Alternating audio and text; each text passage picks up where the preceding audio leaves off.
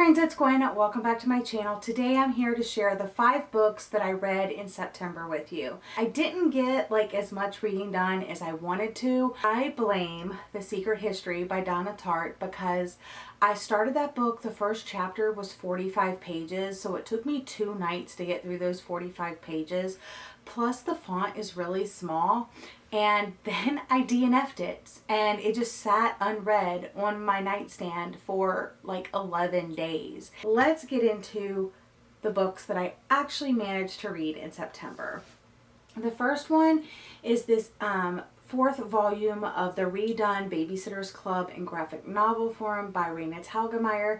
This one is Claudia and the Mean Janine, and Claudia and her sister, those Claudia and Janine, they're sisters, but they couldn't be more different from each other. Claudia is more artistic and free-spirited.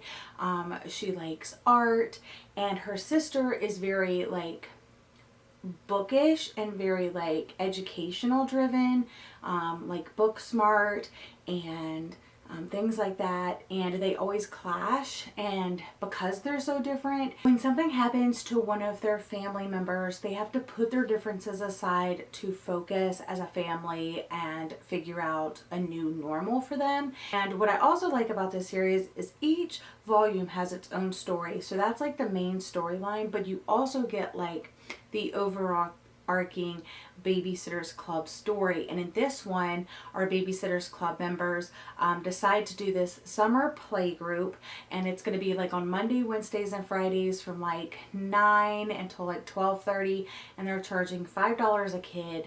I just think these girls are so motivated, so business minded at such a young age, and I think it's great. So I really enjoyed this. It's a super nostalgic series for me because I was actually reading the original versions as they were releasing. Next thing I read was also a comic graphic novel, and I read Fence Volume 3 by C.S. Pacat. This is the 3rd volume, so I don't want to tell you too much about it, but each volume has basically summed up one day. They've been trying out to make it on their school's fencing team, and there's only so many slots available, and the main character that we're following really wants to make the team, but he's new to the school, and there's some really good fencers, and each round you knock people out and stuff like that. So in this volume we find out who made the team, and there could be some surprises in store. I guess the main fencing team,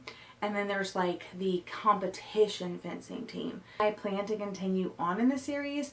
I've been reading these on the Hoopla app on my iPad from my library. Hoopla connects, and it has a lot of comics and graphic novels and stuff like that. I rated this one 4 stars. Next up, I read Turn of the Key by Ruth Ware, and you guys, I finally rated a Ruth Ware book higher than 3 stars. Every other book I have read by her has been 3 stars. This is my first 5-star read. I really like this. I think a lot of people that enjoy thrillers, even mysteries, are going to enjoy this book. I love that we're intrigued from the beginning. It's suspenseful throughout. It has a solid ending. Now, a lot of people may be turned off by the letter format. It's basically our main character is writing to a lawyer because she's being tried for the death of something that happened at the house where she was a nanny. I didn't feel it it didn't feel like letters to me. There were letters, especially in the beginning. There are letters here, and some of them are quite short, but the main part is it's a story. So I didn't feel the letters so much, except for in the beginning and at the end. So that didn't bother me. So that might turn off some readers, but I really enjoyed it. What was missing was that classic Ruth Ware thing that I have come to love, and that's something from that outside storyline. Usually when you read Ruth Ware books, you're reading the main story, but there's these newspaper clippings or journal entries or something else.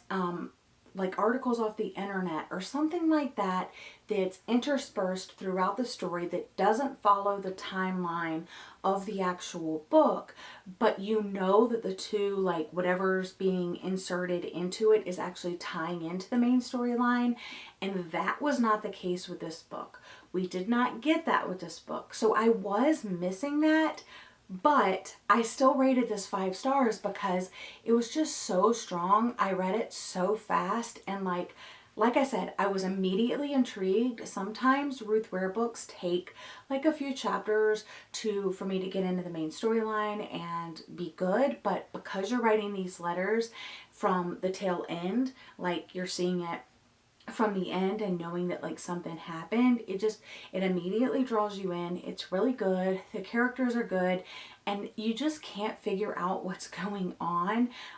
So this lady takes on this job nannying for these 2 young girls, and both of the parents have to leave like on this business trip, and weird stuff just starts happening. You know, the house, like there's these weird switches and lights are coming on, and it affects everything, like locking and unlocking doors and music and just the lights and just kind of everything.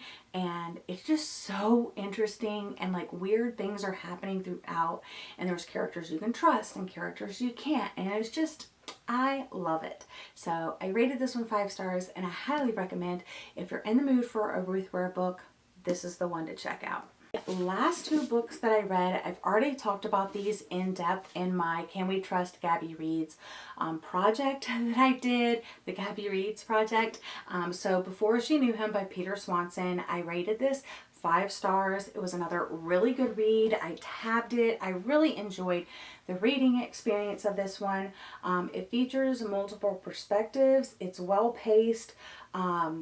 A brief synopsis of the story. We follow our main character who suffers from bipolar disorder, and back in the day she kind of had this like breakdown, but she's on the right meds.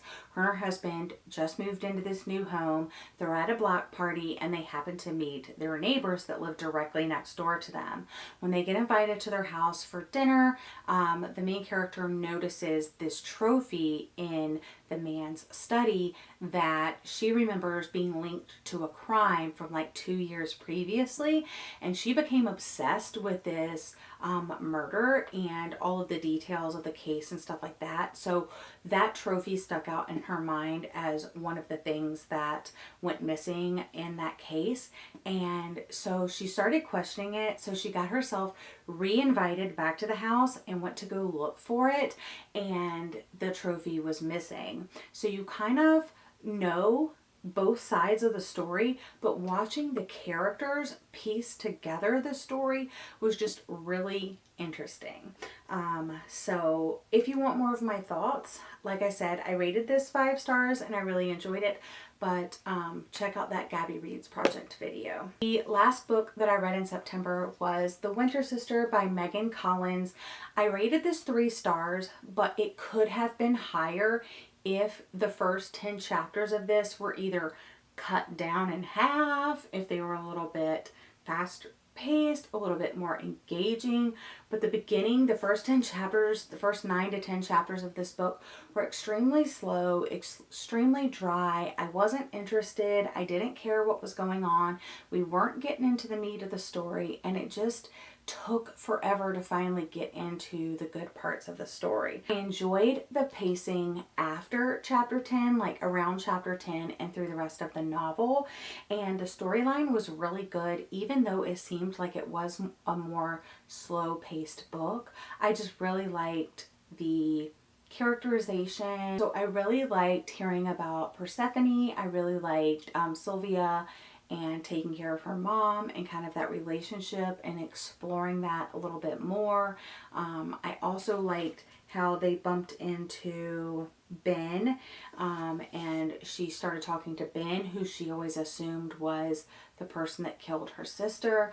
and it's a very interesting read. It's just that it's a lot slower paced than I typically enjoy in thrillers, and for the first like 10 chapters I was really bored, but I pushed myself through, and I'm glad I did, because I ended up rating this 3 out of 5 stars, and I probably would have rated it like 4 or 5 stars if that beginning was a little bit different. But that's what I read in September.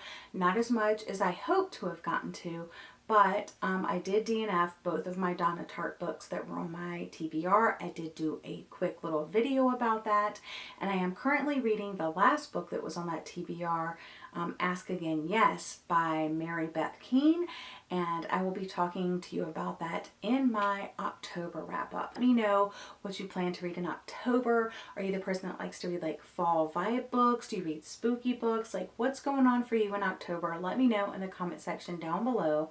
But that's all for today's video. Thank you so much for joining me. I hope you're all having a lovely day or night, and I'll see you again in another video very soon. Bye.